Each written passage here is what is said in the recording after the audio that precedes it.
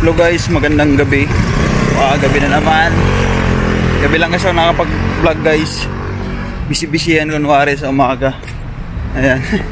Thank you so much guys sa mga laging nanonood at sa mga nagko-comment. Ayan. Sorry kung hindi ko nasagot yung mga comment nyo isa-isa. Pero yung mga sinasabi ko sa vlog ko is andun yung lahat ng mga tanong nyo.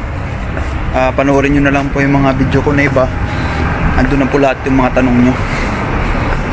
Tsaka yung mga itatanong nyo pala, nasabi ko na. Ayan. Panoorin nyo guys yung mga vlog ko, mga tips. Ayan. Thank you so much guys sa mga nakasubaybay, especially mga nasa Pinas, mga papunta pa lang dito. Ayan, good luck. Galingan nyo sa interview, sa immigration. Yun muna yung kailangan nyong ipasa, yung sa interview sa immigration. Pag okay na, ayan, medyo ano ka na, makahinga ka na ng maluwag pag nakalusot ka na, diba? Hanggat hindi mo pa nalulusutan yung immigration, huwag ka munang ngumiti, maging seryoso ka muna. Tsaka dapat yung pagsagot mo sa immigration dyan, hindi ka paiba-iba ng sagot. Kung ano sinagot mo nung una, yun pa rin, huwag mong babaguhin. Kasi minsan yung iba dyan sa immigration, paulit-ulit lang tanong pero dapat isa lang. Pag nag-iba ng sagot mo, wala na, alam na list. Galingan nyo guys pag sa interview dyan sa immigration sa Pinas. Ayan, thank you so much sa mga nag-subscribe at sa mga magsusubscribe pa lang. Thank you in advance. Ayan, thank you so much guys. And pag-uusapan natin ngayon guys is tungkol sa kung sa tingin ayan, pag-uusapan natin guys ngayon is about sa agency tsaka direct. Anong pagkakaiba? Pag agency kasi, mag-apply ka sa mga agency like Pro Cleaning, Isan, ano pa ba, Green Tech, mga agency yan dito sa Macau. Green Tech, Taiko, wala na yung Taiko, ano pa ba, Winsing, and marami pang iba na agency dito sa Macau. Pag nag-apply ka kasi doon, ma-hire ka, sila na mag-process ng papel mo, wala ka nang iisipin, antay ka na lang ng green chop. Kaso nga lang, magbabayad ka sa kanila ng placement pay. Yun sinasabi na placement pay, babayaran natin sa agency. Ayan, babayaran natin 13, 15, 16, 20, depende sa ano nila, kung magkano yung sinisingil nila. Yung mga placement kasi natin guys dito sa Macau is hindi talaga ina-allowed yan ng mga government. Bawal yan mag-ano ng placement. Kaya wag na kayo magtaka kung walang resibo pag nagbayad kayo ng placement. Make sure nyo lang na doon talaga sa agency kayo magbibigay, hindi sa labas, hindi sa kung saan-saan lang sa tao. Hindi, dapat i-ano mo, sureball nyo. Tapos guys, kailangan yung ano nyo, yung pagbibigyan yung tao, i-legit nyo muna, sureball nyo muna na taga-opisina yun, taga-agency. Kasi mamaya, kunwari agent lang yun, wala na, goodbye na yung pera mo. Tapos sa McDo lang kayo nagkita sa park, negative yun pag ganun. Dapat may interview ka muna ng agency o ng employer mo bago ka magbigay ng placement. Kasi magre-requirements ka pa niyan eh. Pag hiningi ng blue card mo, tapos pinaprint na yung, pinakuha ka na ng picture, tapos kinuha na yung ano mo, yung sa middle name ng nanay mo, okay na yun, goods na yun. Pero kung wala naman hiningi sa'yo, hiningi lang yung placement, magtaka ka na, negative yun. Di ka pa na-interview, dingan ka na, diba? Negative yun.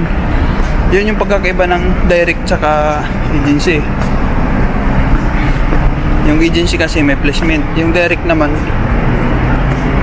may babayaran ka lang kung may nag-refer sa'yo na tao, dun sa tao. Tapos pag sa agency, pag sa direct naman, yung pagkakalampo is ikaw na mag-process ng papel mo, pupunta ka sa immigration. Sa direct naman, sa ano naman kasi sa agency din, pupunta ka lang yun sa immigration pag magpi-fingerprint ka, mag-exit ka lang, ganun. Sa direct kasi ikaw nang gagawa niyan lahat eh. Bigyan ka lang ng papel ng company pag direct ka. Sample sa MGM. Kaso wala sa MGM guys, uwi ka pa ng Pinas eh. Sa MGM kasi, kung di ka pa uwi ng Pinas, bigyan ka lang ng papel nila. O punta ka sa punta ka sa immigration. Ikaw na magpa-process doon. Wala kang mabayaran kahit piso. Kahit magkano wala kang mabayaran. Yun yung pagkagandahan ng ng direct tsaka sa agency. Yun yung pagkakalam ko wala kang babayaran. Yung sinasabi kasi nilang processing fee, mayroon din kasi iba processing fee pag sa direct. Meron kasi silang parang tao na nagpa-process, doon mo babayaran processing fee 3,000. Yan okay na yun, at least mura lang, di ba? Kasi naman sa agency na maabot ng maabot ng 15, 18, 20, sa makukunin yun, di ba? Yun ba ganda pag direct, kung lang babayaran mo. Minsan nga wala, masyurte ka, di ba? Ikaw nga lang magpa-process, pero okay lang, at least libre naman pang babayaran. Yun yung kagandahan sa direct. Kaya kung mag-apply kayo dito sa Macau, sa direct na kayo mag-apply. Sa mga resto yan, mga direct. Pag nagpasa ka doon, direct yan.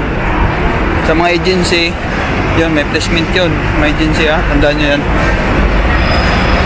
Kaya mas maganda direct. Saka pag direct, mas mataas yung offer nila sa out. Yun yung kagandahan.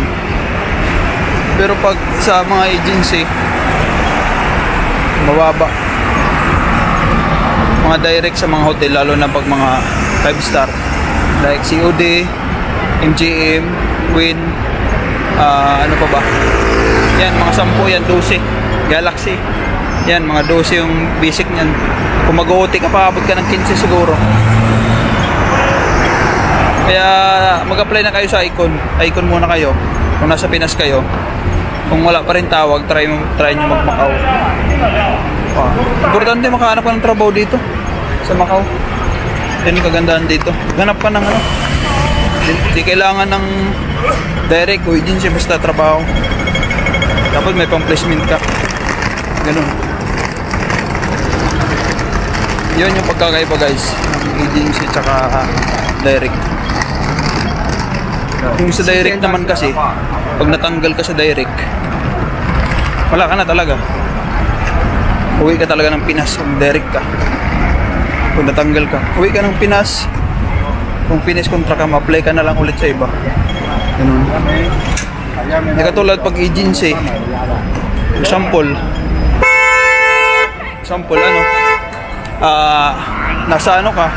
nasa hotel ka, na-assign ng agency, tapos matanggal ka dun, ililipat ka lang nila ng ibang hotel. Yun yung kagandahan pag agency. Yun nga lang, yung benefits din naman, nakamalit yung sahod pag agency. Yun lang guys, sana nakatulong at naintindihan nyo yung sinasabi ko. Ayan, salamat, ingat kayo lagi, and God bless lahat. Thank you guys.